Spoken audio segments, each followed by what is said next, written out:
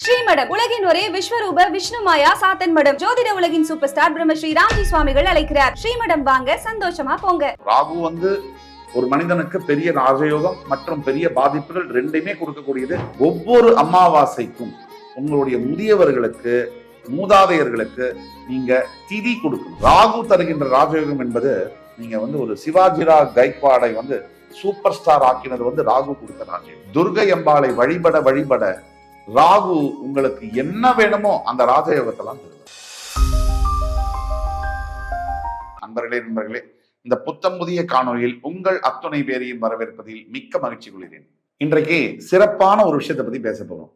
அதாவது இன்றைக்கு நாம் பேச போகின்ற ராசி சிம்மம். சிம்ம ராசி. இந்த சிம்ம ராசியில பாத்தீங்கன்னு சொன்னா மகம், பூரம், உத்திரம் 3 நட்சத்திரங்கள் இருக்கு.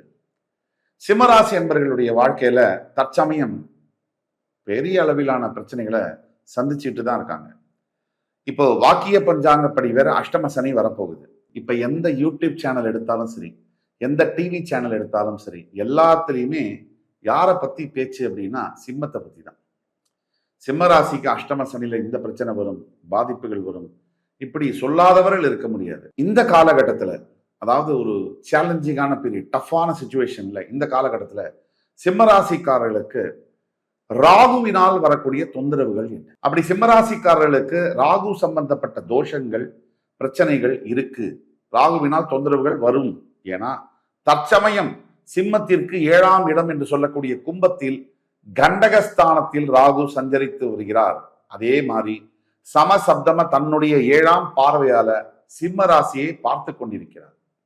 இந்த நிலைமையில சிம்ம ராசிக்கு கண்டிப்பா ராகுவினால் பிரச்சனைகள் வருவதற்கான வாய்ப்புகள் 99% உண்டு. அப்போ அந்த மாதிரி ராகுவால பிரச்சனைகள் நடந்துட்டு இருக்கு, சனியினாலேயும் பிரச்சனைகள் நடந்துட்டு இருக்கு. இப்ப சிம்ம ராசிக்கு சனியை விட ராகுவுடைய தாக்குதல்கள் கொஞ்சம் அதிகமாவே இருக்கும். அப்பேற்பட்ட இந்த நிலைமையில இந்த நேரத்துல சிம்மராசிக்காரர்களுக்கு பிரத்யேகமாக ராகுவினால் வரக்கூடிய பிரச்சனைகள் அப்படி வந்தால் எதை செய்தால், என்ன செஞ்சால் அந்த ராகுவை சமாளிக்க முடியும்? தற்சமயம் வாழ்க்கையில நம்ம சந்திக்கக்கூடிய பல தொந்தரவுகள், மன சஞ்சலங்கள், மனக்கசப்புகள், நம்ம ஃபேஸ் பண்ண இழப்புகள், ராகுவினால் என்னென்ன வரும்? சட்ட சிக்கல்கள் வரும், உடல்ல பிரச்சனைகள் வரும், ஆரோக்கியத்துல மிகப்பெரிய பிரச்சனை வரும், மனசு ஒரு இடத்துல ஸ்திரமா இருக்காது, அப்படியே ஒரு ஸ்டெபிலிட்டி இல்லாம அன்ஸ்டேபிளா சுத்திக்கிட்டே இருக்கும். ஒரு முடிவு எடுக்க முடியாம, டிசிஷன் எடுக்க முடியாம ஒரு தவிப்பு இருக்கும். எந்த காரியத்தை எடுத்தாலும் உண்மை ஒண்ணு, ஆனா நம்ம அதை பத்தி யோசிக்க மாட்டோம். அது தவறான ஆஸ்பெக்ட், அதை பத்தி ராகு யோசிக்க வைப்பார். இப்படி தவறான பாதைகள் சில சிம்மராசி நேயர்கள் கடந்த 2 வருஷத்துல ராகுவுடைய பார்வையினால தவறான பழக்க வழக்கங்கள், புகைப்பிடிப்பது, குடிப்பது போன்ற பழக்கங்களை தொடங்கி இருப்பாங்க, செய்யவும் ஆரம்பிச்சிருப்பாங்க கண்டினியூஸா, கன்சிஸ்டன்டா. இந்த மாதிரி காலகட்டங்கள்ல ராகு சாதாரண கிரகம் இல்லை. கேதுவும் ராகுவும் 9 கிரகங்கள்ல மிக ஸ்ட்ராங்கான, மிக அக்ரசிவான பிளானட்ஸ். இவங்க மறைந்திருந்து தாக்கக்கூடியவர்கள். எப்பேற்பட்ட ஜோதிட வல்லுநர்களுக்கும் கூட ராகுவை கேதுவையும் பிறப்பு ஜாதகத்துல கொஞ்சம் துல்லியமாக கணிப்பது என்பது கொஞ்சம் கடினமான வேலை. அந்த மாதிரி இருக்கக்கூடிய ஷேடோ பிளானட்ஸ் ராகுவினால் தற்சமயம் சிம்மராசிக்கு வரக்கூடிய பிரச்சனைகள், ராகுவினால் வரக்கூடிய தொந்தரவுகள், ரகளை செய்கின்ற இந்த ராகுவை, பிரம்மாண்ட கிரகம் ராகு ஒரு மனிதனுக்கு பெரிய ராஜயோகம் மற்றும் பெரிய பாதிப்புகள் ரெண்டையுமே கொடுக்கக்கூடியது. 9 கிரகங்கள்ல ராகு தான். ராகுவை எப்படி சமாளிப்பது? ராகுவினால் வரக்கூடிய தொந்தரவுகளை எப்படி கையாளுவது? அவரை எப்படி சமாளிப்பது? எதை செய்தால் ராகுவின் தொந்தரவுகள் மாறும், ராகுவினுடைய தாக்கத்தில் இருந்து தப்பிக்க முடியும்? சனியுடைய தாக்கம் அதுக்கு அடுத்தபடி, ராகுவுடைய தாக்கம் சனியை விட பல மடங்கு வீரியமுடையது அப்படிங்கிறது தான் உண்மை. முதல்ல உங்களுடைய பிறப்பு ஜாதகத்துல, அதாவது நீங்க சிம்ம ராசி, உங்கள் பிறப்பு ஜாதகத்துல லா அப்படின்னு போட்டிருக்கோம், லக்னம், அந்த இடத்துல ராகு இருந்தால் தீர்வு என்னன்னா, உங்களுக்கு ராகுவினால வரக்கூடிய பிரச்சனைகளுக்கான தீர்வு, ஒவ்வொரு அமாவாசைக்கும் உங்களுடைய முதியவர்களுக்கு, மூதாதையர்களுக்கு நீங்க திதி கொடுக்கணும்.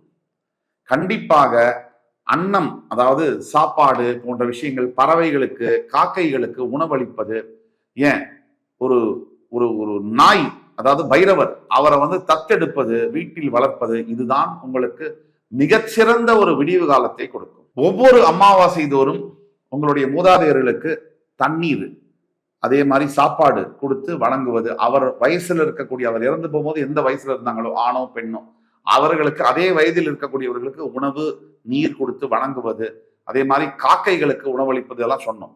அதே மாதிரி முக்கியமானது கால பைரவர்களை தத்தெடுப்பதை பத்தியும் சொன்னோம்.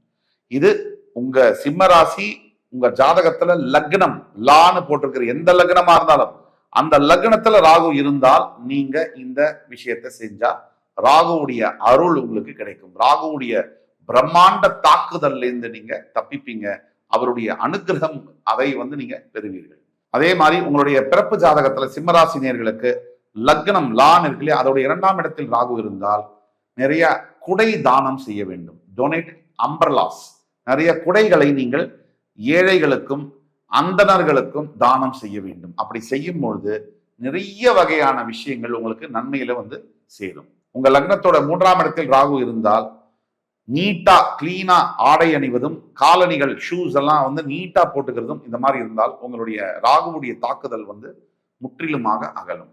அதே மாதிரி சிம்மராசினியர்களுக்கு தற்சமயம் கண்டகஸ்தானத்தில் இருக்கக்கூடிய ராகுவினுடைய தாக்கம் என்பது, சந்திரன் எங்க இருக்கோ அதான் ராசி. சந்திரன் இஸ் ஈக்குவல் டு மைண்ட். அந்த மைண்டை ராகு பார்க்கும் போது மேனிப்புலேட் பண்ணுவார்.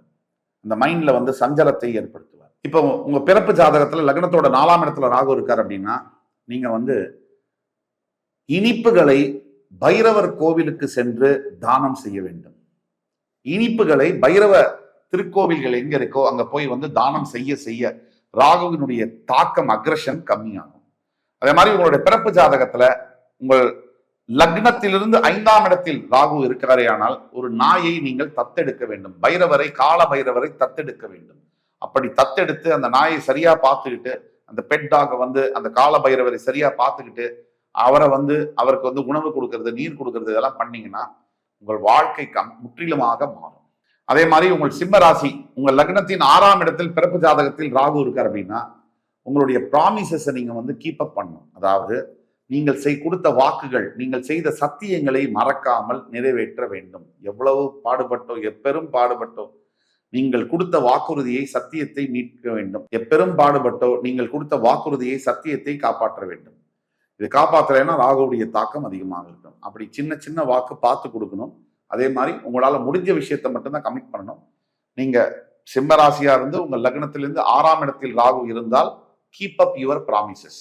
கவனமாக நீங்க வாக்கு கொடுத்த வாக்கை காப்பாற்ற வேண்டும். அதே மாதிரி நீங்கள் சிம்மராசியாக இருக்கீங்க, தற்சமயம் கண்டக ராகு உங்களுக்கு இருக்காரு. இந்த மாதிரி காலகட்டத்துல பல பிரச்சனைகள் ராகுவால தான் வரும். சனியை விட அதிகமாக ராகுவுடைய தாக்கம் இருக்கும்.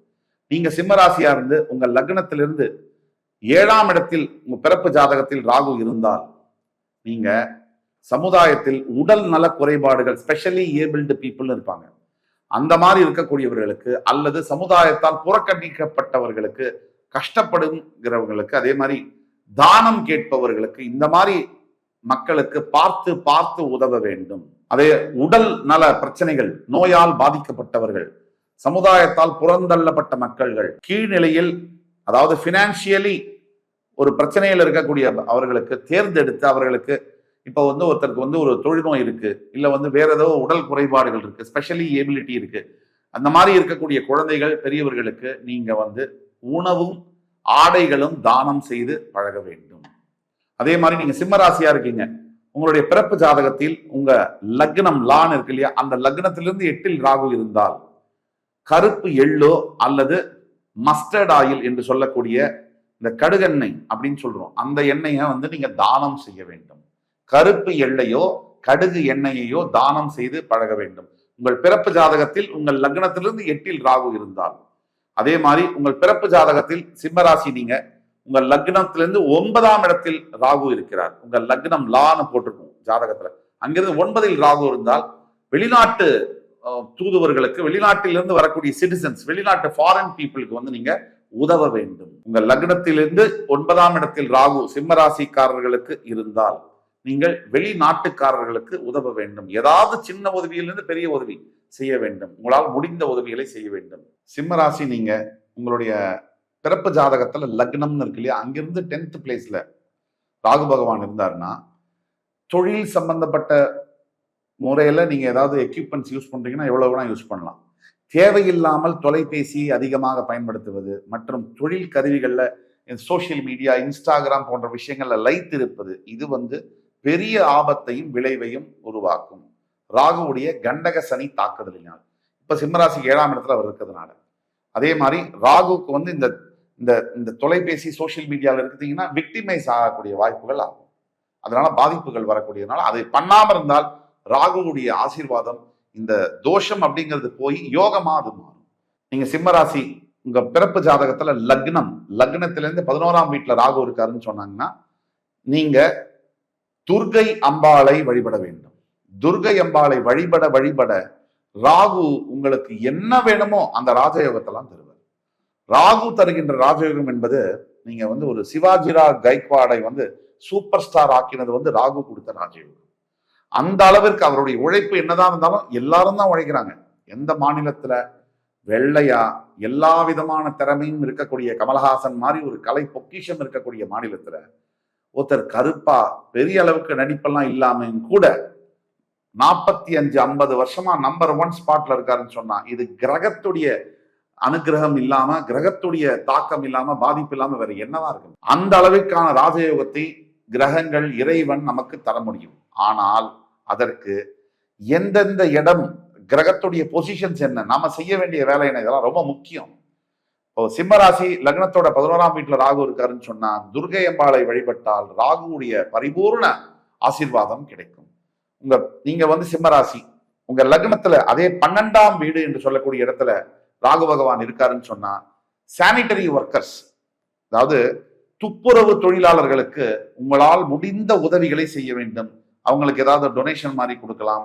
அவங்களுக்கு என்னென்ன வாழ்க்கையில பிரச்சனை எப்படி சப்போர்ட் பண்ண முடியுமோ, கல்விக்காக, சாப்பாட்டுக்காக, ஆடைகளுக்காக, வேற ஏதாவது உதவி எது முடியுமோ, ஆரோக்கியம் சம்பந்தப்பட்ட பிரச்சனைகளுக்காக எந்த விஷயத்துல பணம் கொடுத்தோ அல்லது உடம்பாலேயோ மனசாலேயோ ஹெல்ப் பண்ண முடியுமோ ஹெல்ப் பண்ணீங்கன்னா உங்களுக்கு பெரிய அளவிலான ராகுவுடைய ஆசீர்வாதம், ராஜயோகம் என்பது கிடைக்கும். ஆக சிம்மராசி நேயர்களுக்கு உங்களுடைய தற்சமயம் ராசிக்கு 7ஆம் இடத்தில் கும்பராசியில் ராகு சஞ்சரித்து வருகிறார். உங்கள் ராசியை சமசப்தம நேரடி பார்வையாக பார்த்து கொண்டு வருகிறார். இது பெரிய தாக்கத்தை விளைவிக்கும். அப்படிங்கிறதுனாலையும் இந்த தாக்கத்திலிருந்து வெளிவருவதற்கு ராகுவுக்கு எந்தெந்த மாதிரி விஷயங்கள் நாம் செய்தால் ராகுவை வெல்ல முடியும், ராஜயோகங்களை பெற முடியும், தோஷங்கள் யோகமாக மாறும் என்பதற்கான உங்க பிறப்பு ஜாதகத்துல சிம்மராசி, ஆனா உங்க லக்னத்திலேருந்து ஆரம்பிச்சு 12 வீடுகளில் ராகு இருந்தால் தற்சமயம் நீங்க எதை செய்தால் அந்த ராகு தோஷம் என்பது யோகமாக மாறும் என்பதை பற்றிலாம் விரிவா பார்த்தோம். இந்த எபிசோடு உங்களுக்கு கண்டிப்பா பிடிச்சிருக்கும்னு நம்புறோம். தவிர தியானம் என்பது ராகுக்கு ரொம்ப பிடிக்கும். நீங்க தியானம் செய்ய செய்ய உங்களுக்கு ராகு கிட்டத்தட்ட நீங்க சொல்ற மாதிரி எல்லாம் செய்ய ஆரம்பிச்சிருவாரு. அதனால தியானம் பயிற்சி என்பது அவசியம் தேவை சிம்மராசிக்கு. அடுத்து வரும் காணொலியில் மறுபடியும் உங்கள் எல்லோரையும் சந்திக்கும் வரை உங்களிடமிருந்து விடைபெறுவது உங்கள் சுபாஷ் பாலகிருஷ்ணன். நன்றி, வணக்கம், வாழ்க வளமுடன்.